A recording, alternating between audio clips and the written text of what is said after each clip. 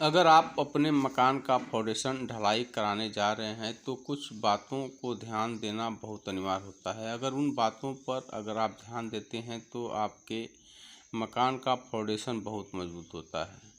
तो देखिए, यहाँ पर फाउंडेशन की ढलाई हो रही है। तो ढलाई करते समय जैसे मान लीजिए आप मसाला का क्या रेशियो प्रयोग करना है, तो आपको 2.5-1 का यानी 2.5 बोरी बालू और 3 बोरी कंक्रीट का प्रयोग करना है और 1 बोरी सीमेंट का। तो आपका जो फाउंडेशन बहुत मजबूत होता है।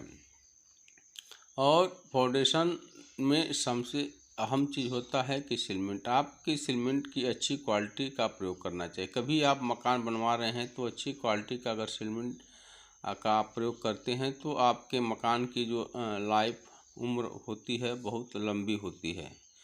तो हमेशा ध्यान दें, अच्छी क्वालिटी का सीमेंट का प्रयोग करें। अब आप मान लीजिए फाउंडेशन नीचे जो होता है उसकी ढलाई कर लेते हैं और फाउंडेशन के ऊपर अगर आप जो मिट्टी और फाउंडेशन के बीच में जो जगह बचता है, अगर आप उसको चारों तरफ से ईंट की जुड़ाई करके अगर फाउंडेशन की ढलाई करते हैं तो वह फाउंडेशन बहुत मजबूत होता है। मजबूत की बात करें तो जैसे मान लीजिए गहरान 3 फीट है, 4 फीट है, 2 फुट है, तो आप ईंट जोड़ देते हैं और उसमें उसके बाद 1 दिन बाद कंक्रीट की भराई करते हैं तो उसमें आप वाइब्रेट भी बहुत अच्छी तरह से कर सकते हैं। और सबसे अहम चीज़ होता है कि आप मिट्टी अगर भराई करते हैं तो जो आपका कॉलम होता है उससे मिट्टी टच नहीं होता है। और मिट्टी आपको डालने के बाद उसमें आप बढ़िया तरीके से पानी की भराई कर सकते हैं। पानी की भराई आप कर देते हैं तो उससे क्या होता है कि आपको कॉलम को जो नमी मिलता है और आपका कॉलम जो बहुत मजबूत होता है। तो कभी भी आप गड्ढे की खुदाई करते हैं तो जो जगह बचता है अगर आप उसको ईंट से जुड़ाई कर देते हैं तो उससे क्या फ़ायदा होता है, जो आपके बीम जो प्लिंथ बीम डालते हैं उसका जो बैलेंस जो नीचे का होता है वह बहुत बढ़िया तरीके से मिल जाता है और वह जो प्लिंथ बीम होता है बहुत मजबूत होता है। और आपके प्लिंथ बीम कॉलम के बगल में जो होता है क्रैक नहीं आता है, क्योंकि जो सपोर्ट होता है वह बढ़िया मिल जाता है। सपोर्ट अच्छी होने के कारण से आपका जो कॉलम बहुत मजबूत होता है। और मान लीजिए हर आपदा जैसे भूकंप आता है या कोई आता है तो उसके ऊपर आप बढ़िया तरीके से मान लीजिए 2 फ्लोर 3 फ्लोर 4 फ्लोर तक आप बना सकते हैं।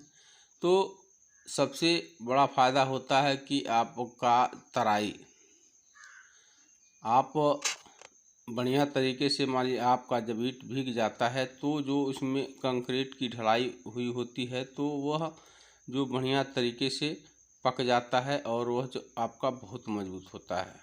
तो कभी भी आप गड्ढे के जो जगह बचते हैं जिस पर दीवार आपको चलाना होता है, प्लिंथ बीम मारना होता है, तो उसको ईंटा से अगर भर देते हैं तो जो वह आपका जो गड्ढे की मजबूती क्या होती है वह कई गुना बढ़ जाती है और आपका मकान जो होता है बहुत मजबूत होता है।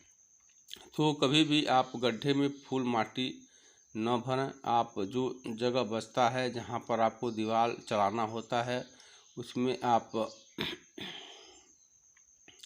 दीवार जोड़ देते हैं तो सबसे बढ़िया होता है। देखिए, यहाँ पर जो गड्ढे के चारों तरफ मिट्टी की भराई हो जाएगी और मिट्टी की भराई हो जाने से जो आप उसमें पानी की भराई कर देंगे तो पानी के भराई करने के बाद जो आपका कॉलम होगा चारों तरफ से मिट्टी बैठ जाएगी। और उससे फ़ायदा क्या होगा कि आपका जो उसमें पानी भरेंगे तो वह जो कंक्रीट को बढ़िया तरीके से आपका जो हमेशा नमी बना रहेगा। अब जब नमी बना रहेगा तो कंक्रीट आपका जो बहुत मजबूत हो जाएगा और बढ़िया तरीके से पक जाएगा। तो आप अगर गड्ढे के चारों तरफ मान लीजिए पिलर के चारों तरफ मान लीजिए आप ईंट जोड़ करके कंक्रीट की भराई कर देते हैं तो वह बहुत बढ़िया होता है। उसके बाद आप गड्ढे में पानी भर देते हैं तो वह तराई बहुत बढ़िया तरीके से होता है और आपका जो कॉलम होता है वह बढ़िया तरीके से पकता है। तो आपका उस हिसाब से आपका जो फाउंडेशन बहुत मजबूत हो जाता है। उस फाउंडेशन पर आप कई फ्लोर मकान बना सकते हैं। तो देखिए यहाँ पर कंक्रीट की भराई हो चुकी है और कंक्रीट की भराई के बाद मान लीजिए अगर पानी की भराई हो जाएगी और पानी की भराई हो जाने के साथ साथ क्या होता है कि जो आपका कॉलम के इर्द गिर्द में मिट्टी नहीं रहती है और आपका कॉलम जो होता है आपके सरिया में जंग नहीं लगता है और आपका कॉलम बहुत मजबूत होता है। तो इस हिसाब से अगर जुड़ाई करके उसके ऊपर आप बीम की बधाई कर